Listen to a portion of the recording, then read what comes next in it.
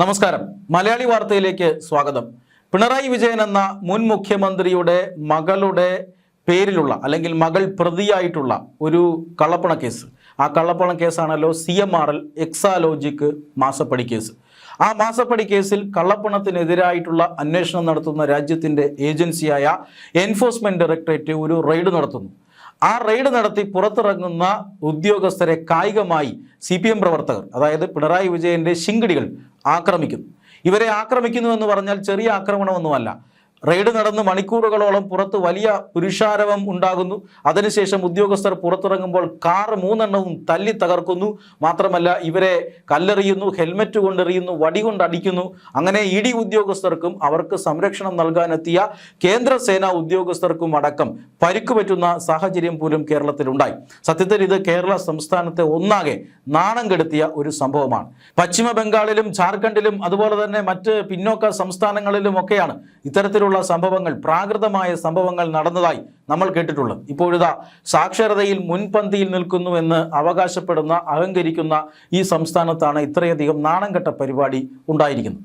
എന്തായാലും ED ഉദ്യോഗസ്ഥർ ഇതിനെതിരെ കർശനമായ നടപടി തന്നെ സ്വീകരിച്ചിട്ടുണ്ട്. പോലീസ് ഈ കേസ് അന്വേഷിക്കുകയാണ്. ഇതുവരെ 26ഓളം പ്രതികൾ അറസ്റ്റിലായിട്ടുണ്ട്. പ്രതികൾക്ക് ജാമ്യം നിഷേധിച്ച് കോടതി അവരെ റിമാൻഡ് ചെയ്തിരിക്കുകയാണ്. ഇനിയും 100 കണക്കിന് പ്രതികൾ അറസ്റ്റിലാകാനുണ്ട്.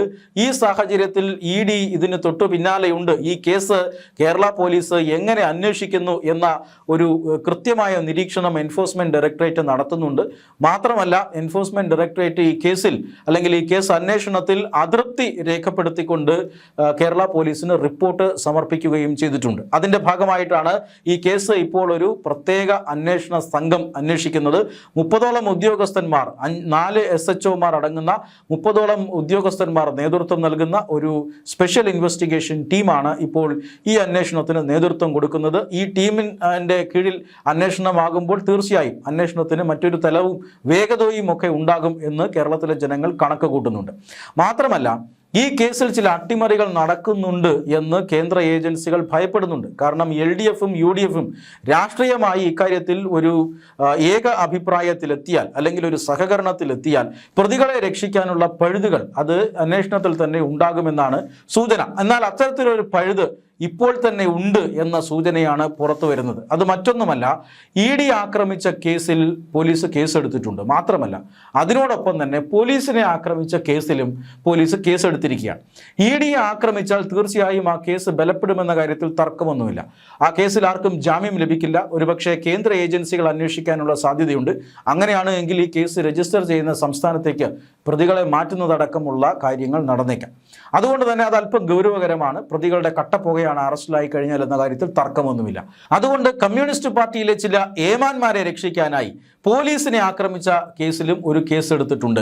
അതായത് ഈ പ്രതികൾ പോലീസിനെയും ആക്രമിച്ചു എന്ന് പറഞ്ഞിട്ടാണ് കേസെടുത്തിരിക്കുന്നത്. യഥാർത്ഥത്തിൽ പോലീസിന് നേരെ ആക്രമണമൊന്നും ഉണ്ടായിട്ടില്ല, EDക്ക് നേരെയാണ് ആക്രമണം ഉണ്ടായിട്ടത്. പക്ഷേ കേരള പോലീസിലെ ചില ഇടതുപക്ഷ അനുഭാവികളായിരിക്കാം ഇത്തരത്തിൽ ഇങ്ങനെ ഒരു കേസ് എടുത്തിട്ടുള്ളത്.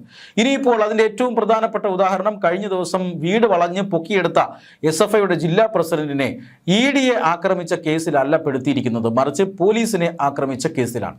അതുകൊണ്ട് തന്നെ ഇയാൾക്ക് താരതമ്യേന ഇപ്പോൾ ജാമ്യം കിട്ടിയിട്ടില്ലെങ്കിലും താരതമ്യേന വേഗത്തിൽ ജാമ്യം കിട്ടാനും നടപടിക്രമങ്ങൾ കുറച്ചുകൂടി ലഘു ആകാനുമുള്ള സാധ്യതയുണ്ട്. അത്തരത്തിൽ ഇപ്പോൾ ED കൃത്യമായി പോലീസിനെ അറിയിച്ചിട്ടുണ്ട്. അതായത് ഈ ഒരു ആക്രമണം അതുണ്ടായത് അതൊരു ഓർഗാനിക് ആക്രമണമല്ല, അത് അണികളുടെ ഒരു രോഷപ്രകടനം കൊണ്ടുണ്ടായതല്ല, മറിച്ച് നേതാക്കന്മാർ വ്യക്തമായ ഗൂഢാലോചന നടത്തി ഗുണ്ടകളെ ഇങ്ങോട്ടേക്ക് വിളിച്ചു വരുത്തി ED ഉദ്യോഗസ്ഥർക്കെതിരെ ആക്രമണം നടത്തിയതാണ്. അതുകൊണ്ട് തന്നെ ഇതിൻ്റെ ഒരു ഗൂഢാലോചന ഭാഗം അത് അന്വേഷിക്കേണ്ടി വരും. അങ്ങനെ അന്വേഷിക്കുമ്പോൾ തീർച്ചയായും സംസ്ഥാന നേതാക്കളടക്കം അറസ്റ്റിലാകാനുള്ള സാധ്യതയുണ്ട്. അങ്ങനെ സംസ്ഥാന നേതാക്കളടക്കം അറസ്റ്റിലായാൽ അവരെ രക്ഷിക്കാൻ വേണ്ടിയാണ് ഇത്തരത്തിൽ പോലീസിനെ ആക്രമിച്ച ഒരു കേസ് പ്രത്യേകിച്ചെടുത്തിരിക്കുന്നത്. ജനങ്ങളുടെ കണ്ണിൽ പൊടിയിടാനായി CPMൻ്റെയും അതുപോലെ തന്നെ SFI പോലെയുള്ള സംഘടനകളുടെയും പ്രധാനപ്പെട്ട ആൾക്കാരെ ഈ പോലീസിനെ ആക്രമിച്ച കേസിൽ പെടുത്താനും അതിൽ വിചാരണ നേരിടിക്കാനുമാണ് ഇപ്പോൾ പോലീസ് ശ്രമിക്കുന്നത് എന്നാണ് സൂചന. അതിൻ്റെ ആദ്യ സൂചനയാണ് ഇപ്പോൾ ഈ SFI ജില്ലാ പ്രസിഡന്റിനെതിരെ ചാർത്തിയിരിക്കുന്നത്. പോലീസിനെ ആക്രമിച്ചു എന്ന കേസാണ്. അതോടുകൂടി തന്നെ ഈ കേസിൽ പോലീസിന്റെ ഇരട്ടത്താപ്പ്, പോലീസിന്റെ ഒത്തുകളി പുറത്തു വരികയാണ്. ഈ ഒത്തുകളിക്കെതിരെ EDയും അതുപോലെ തന്നെ കേന്ദ്ര അന്വേഷണ ഏജൻസികളും നീങ്ങിയിട്ടുണ്ട്. കേന്ദ്ര ആഭ്യന്തര മന്ത്രാലയത്തിന്റെ നിർദ്ദേശമനുസരിച്ച്, പ്രത്യേക നിർദ്ദേശമനുസരിച്ച് IB ഇന്റലിജൻസ് ബ്യൂറോ ഈ കേസിനെ കൃത്യമായി തന്നെ നിരീക്ഷിക്കുന്നുണ്ട്. ഈ കേസിൽ പോലീസുകാർ ഏതെങ്കിലും തരത്തിലുള്ള വീഴ്ച വരുത്തുന്നുണ്ടോ, ആരെങ്കിലും അറസ്റ്റിലാകാതെയുണ്ടോ, ആരെങ്കിലും വെറുതെ വിടാൻ ശ്രമിക്കുന്നുണ്ടോ, ഇക്കാര്യങ്ങളായിരിക്കും കേന്ദ്ര രഹസ്യാന്വേഷണ ഏജൻസി അന്വേഷിക്കുന്നത്. ഒപ്പം തന്നെ EDയും ഈ കേസിന്റെ പിന്നാലെയുണ്ട്. ഓരോ ആഴ്ചയും ഈ കേസ് അന്വേഷണവുമായി ബന്ധപ്പെട്ട പുരോഗതി, ആ പുരോഗതിയിൽ EDയുടെ അഭിപ്രായം രേഖപ്പെടുത്തി പോലീസിന് റിപ്പോർട്ട് നൽകുന്നുണ്ട്. മാത്രമല്ല കേസ് കോടതിയിലെത്തിയാൽ ED കക്ഷി ചേരാനും പദ്ധതിയിടുന്നുണ്ട്. ED അങ്ങനെ കക്ഷി ചേർന്നാൽ തീർച്ചയായും ഈ കേസിൽ ജയിലിൽ കിടക്കുന്ന സഖാക്കളുടെ ചങ്കിടിക്കുമെന്ന കാര്യത്തിൽ തർക്കമൊന്നുമില്ല. കാരണം ED കക്ഷി ചേർന്നാൽ തീർച്ചയായും അന്വേഷണം തൃപ്തികരമല്ല എങ്കിൽ അവർ കോടതിയുടെ ഇടപെടൽ ആവശ്യപ്പെടും, കേന്ദ്ര ഏജൻസിയുടെ ഇടപെടൽ ആവശ്യപ്പെടും. അങ്ങനെ കേന്ദ്ര ഏജൻസി വന്നാൽ തീർച്ചയായും ഇനി ഈ അകത്ത് കിടക്കുന്നവരുടെ ജീവിതം പാഴായി എന്ന് തന്നെ കരുതേണ്ടി വരും. അതുകൊണ്ട് തന്നെ സഖാക്കളെ, അല്ലെങ്കിൽ സഖാക്കളും അതുപോലെ തന്നെ കേരള പോലീസിലെ സഖാക്കളും തമ്മിൽ ചില ഒത്തുകളി നടക്കുന്നുണ്ടോ എന്ന ഒരു സംശയമാണ് ഇപ്പോൾ ഉയരുന്നത്.